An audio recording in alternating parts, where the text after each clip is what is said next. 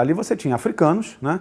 Você tinha negros que vieram da Bahia, você tinha gente que vinha do interior de Minas, você tinha gente que veio do Vale do Paraíba, né? com o término da escravidão. Você tinha também, isso em função dessa política de imigração que o governo brasileiro começou a promover, havia, parece, até um incentivo financeiro, uma série de facilidades. Então você teve uma importação muito grande no Rio de Janeiro de portugueses, mas também italianos, vieram espanhóis, né, veio gente de vários lugares da Europa, mas basicamente portugueses e italianos. Italianos foram mais para São Paulo e os portugueses eu acho que mais para o Rio, mas tinha também muito italiano também no Rio. E então essas pessoas, judeus, né, do Oriente Médio, judeus da Europa, né, você tinha também uma imigração árabe também vinda da Síria, né, o Líbano não existia na época ainda, não era ainda um país. E todas essas pessoas foram morar lá, né? Foram morar nessa região, se misturaram ali. Você tinha os ciganos também, né? Que viviam também nesse centro nevrálgico ali, um caldeirão de culturas, né? Se contaminando reciprocamente. Mas a presença negra sempre foi muito forte, né? E sempre foi majoritária, me parece. E isso deu ao Rio a sua moderna cultura, né? É ali que começa, que nasce a cultura do Rio de Janeiro contemporâneo, musicalmente, né? Do ponto de vista de uma série de estéticas que a cidade domina, do ponto de vista das histórias que são contadas, né? Ali que começou a cultura do botequim, né? Uma espécie de ágora, onde as pessoas discutem todos os assuntos, né? Então, tudo isso surgiu, uma série de jogos, né? De jogos de azar, de jogos de caça, surgiram naquele contexto, ou se popularizaram ali através dessa coisa. Então, o jogo do bicho, né, que tem toda uma metafísica própria, muito particular, que não é estudada, não é conhecida, que não é só uma aposta, né? O jogo do bicho não é só aposta, o jogo do bicho tem toda uma sofisticação simbólica por trás dele, né? Que só quem joga sabe, consegue perceber. Então ali, e nós tínhamos, por exemplo, uma coisa interessantíssima, nós tínhamos babalaôs, né, que quem não conhece muito das religiões afro-brasileiras, às vezes confunde com os babalorixás ou ialorixás, são os pais e as mães de santo. Os pais e mães de santo são os diretores dos terreiros, né, dos templos, são aqueles que comandam. Os babalaôs, eles são os que consultam o oráculo e que são uma espécie de guardião da tradição oral.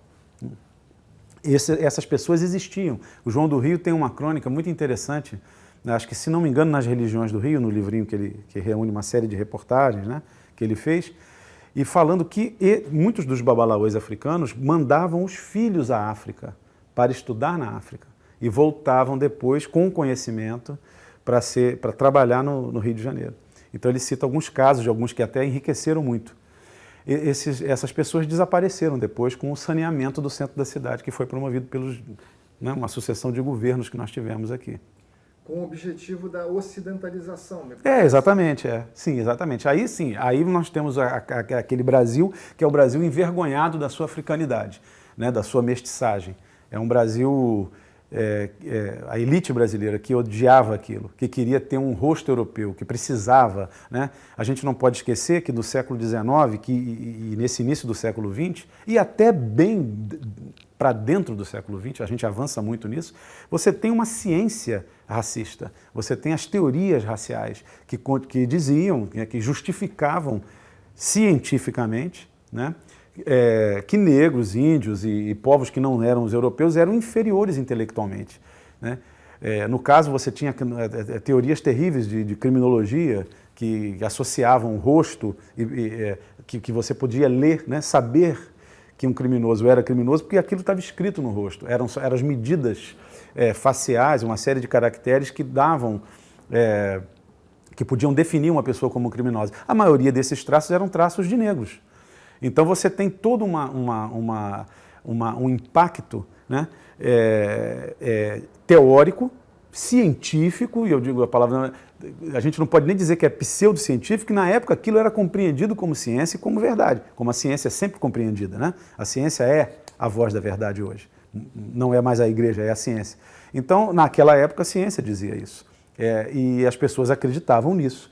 E a elite tentou, com essa importação de europeus, né, os árabes e judeus do Oriente Médio talvez não fossem tão bem-vindos, né, porque não havia um programa para trazê-los, mas também acabaram se integrando e, de certa maneira, cumpriram a mesma função, né, de branquear. Então era o casamento desses homens brancos que vinham, ou dessas famílias, que se misturavam à população já mestiça e que, claro, com 2 ou 3 gerações, apagam esses traços indígenas, negros, né, e de outros povos que compuseram a nossa formação étnica.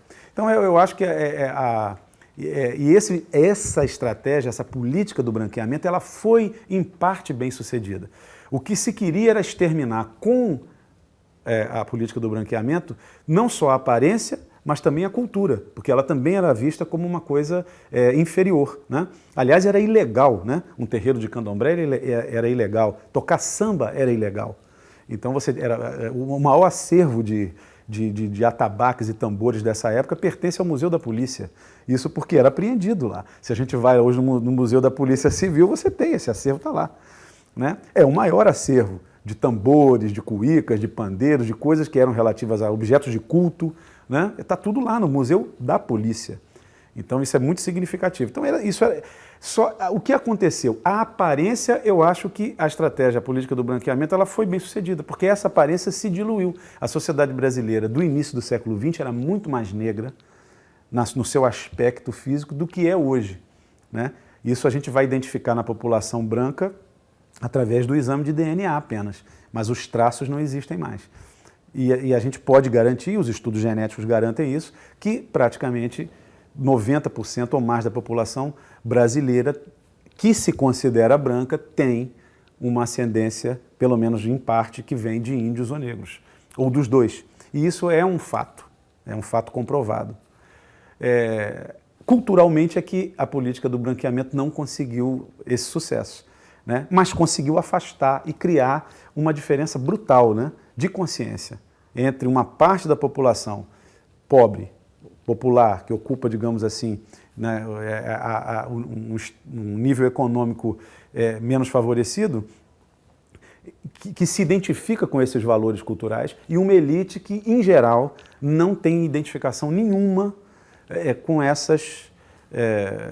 essa origem, porque não tem essa origem também. E mesmo que tenha, ela procura esquecer e procura sempre a origem europeia. A história do passaporte europeu, que é de uma grande parte das pessoas, a grande ambição, né?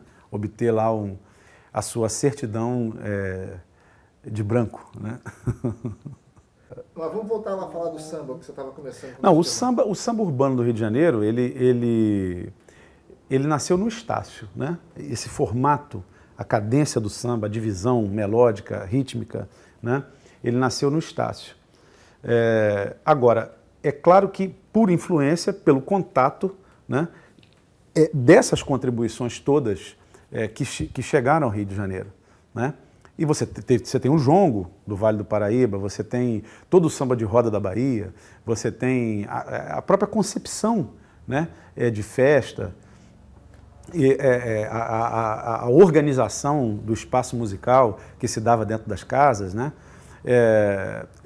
Todas essas coisas contribuíram. A pernada carioca, que é a forma original da capoeira, né, que se jogava no Rio de Janeiro, então você tinha certos pontos que eram cantados em alguns momentos, né, e você vê a batucada. Você tinha antigamente nos discos antigos, né, na classificação dos gêneros, você tinha uma diferença bem nítida entre a batucada e o samba. Então você pega esses discos de pesquisadores, os discos antigos, e você pode observar que você tem o gênero batucado, você tem o gênero macumba, né? Existia muita gravação de macumbas, né? E eram classificadas assim com esse nome, né? O Heitor dos Prazeres gravou um disco de macumba. Então é muito engraçado que você tinha... e o samba, você começa a perceber que ele é um tratamento, né? Ele é filho daquele patrimônio musical, né, daquele patrimônio rítmico, né, digamos assim, mais próximo das suas raízes africanas, se a gente puder usar esse conceito. Porque é sempre muito difícil, em termos culturais, você usar. Porque a cultura nunca é limpa, nunca é pura, né? Não existe. Todo mundo, sempre, em qualquer lugar do mundo, a cultura é sempre uma mistura de heranças diversas. Não existe cultura pura nesse sentido. Então, essa busca também pelo puramente africano, isso nunca vai acontecer, porque nem na África é assim, né? Mas, de certa maneira, pelo menos esses gêneros eram próximos da sua origem rural, digamos assim, né? Da sua origem rural, que é a origem de onde partiu a introdução dessa música no Brasil, desses ritmos todos. Mas a concentração urbana ali permitiu, então, a troca de experiências, a troca de patrimônios culturais, a troca de referências, né? E toda vez que essas coisas acontecem, você tem um natural enriquecimento, a não ser que haja uma política ideológica dirigida por algum grupo, seja o Estado, seja um grupo, para coibir, para rechaçar, para estigmatizar, né, alguma dessas manifestações. Isso aconteceu no Rio de Janeiro, isso aconteceu muito, né? Não conseguiram, nesse aspecto não conseguiram. E o samba continua existindo, apesar de que ele é uma coisa à parte. O samba é o samba, né? Não é uma MPB. E nisso daí não fui eu que falei isso pela primeira vez, mas é a grande verdade. A música popular é a música popular, é a música da classe média. O samba é a música dos pobres. E isso é muito marcado, isso está na consciência coletiva. Por mais que as pessoas queiram dizer que não, não é verdade. Está marcado, existe. Então, isso é, por exemplo, uma das manifestações do racismo brasileiro, que não é percebido, que não é agressivo, ele não precisa ser como o europeu, mas ele é uma manifestação racista, porque ele está no inconsciente coletivo, ele está nos jornais, na classificação das coisas, né? Isso é uma das consequências dessa política do branqueamento, que foi algo bastante cruel, né? Cruel também foi a questão do desalojamento, né, das pessoas. Ah, sim, porque o saneamento não foi só ideológico, ele foi físico também, né? Você tem a destruição dos cortiços, você tem todo um trabalho de expulsão, demolição, abertura de ruas, né, construção de prédios com arquitetura francesa, nada contra a arquitetura francesa, mas a preferência por esse estilo de construção é uma preferência ideológica por aquele modelo de civilização, aquele modelo de aparência, né? De higiene. Então, se falava muito nisso, na higiene da cidade, né? Então você massacra com uma série de políticas que tem como objetivo afastar do centro da cidade, que é a capital do Brasil, o cartão postal, né, o salão de recepção dos estrangeiros, onde estava o porto, né? E você vai chegar e você não pode, o estrangeiro não pode chegar aqui, um alemão não pode chegar aqui e encontrar tantos negros assim, tanto rosto bárbaro. Então aquilo tinha que ser saneado. E isso aconteceu. O surgimento das favelas está atrelado, né, tem origem nesse tipo de processo, né, de procedimento. Então a destruição, eu acho que o Brasil seria um país muito diferente, ou pelo menos a cidade do Rio seria uma cidade muito diferente e muito melhor, se não tivesse havido o que aconteceu com a destruição e com a remoção das populações negras para fora do centro, né? Isso é determinante. Por exemplo, tem uma história curiosa. Eu recentemente estive em Frankfurt, numa comitiva de escritores brasileiros que foram preparar a apresentação do Brasil em Frankfurt no ano seguinte. Então nós fomos no ano anterior, era um grupo menor. E aí esse grupo tinha o Alberto Mussa, né, que sou eu, cujo nome não é português, tinha o Milton Atum, o Luiz Rufato, a Marina Colassante, o Michel Laube, o João Paulo Cuenca, mais um ou outro colega. Isso eu me lembro, que agora me foge, mas eu só me lembro de um nome, de um desses, eram 9 pessoas.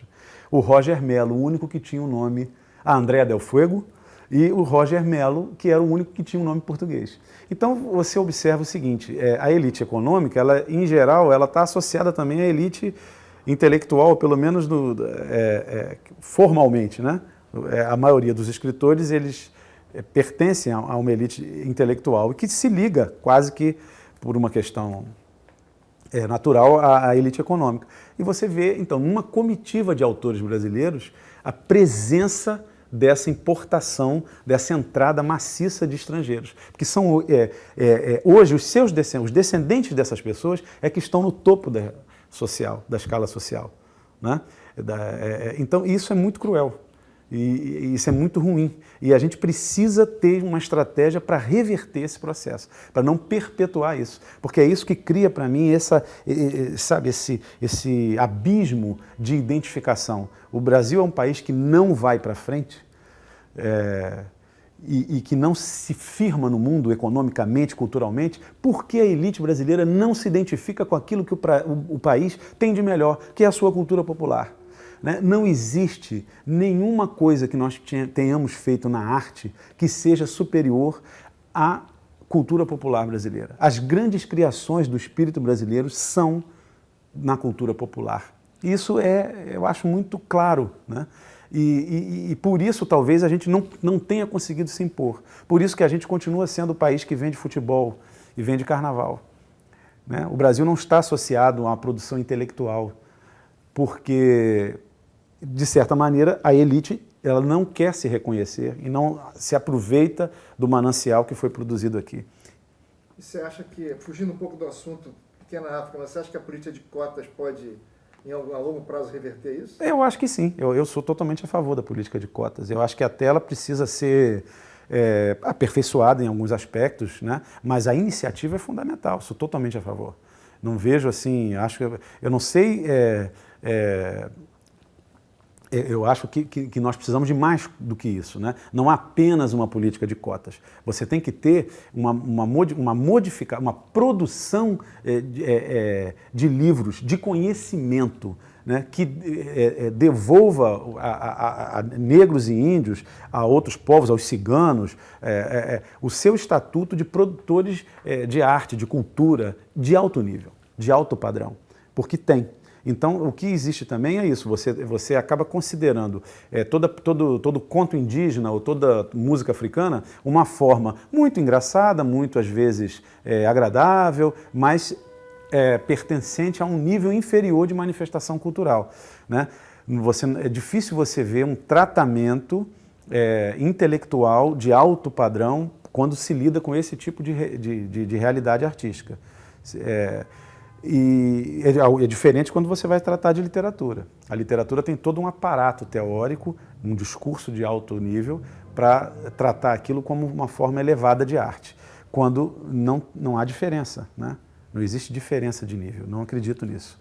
Então eu acho que nós precisamos, além da questão das cotas, principalmente uma produção de conhecimento para você reverter essa noção que é do inconsciente, que está presente em todo mundo, de que as coisas africanas, que o candomblé, que a música, que o pensamento, a mitologia, a metafísica, elas são inferiores, são primitivas, né? E isso também o índio, eu acho até que, num certo sentido, sofre até atualmente mais, porque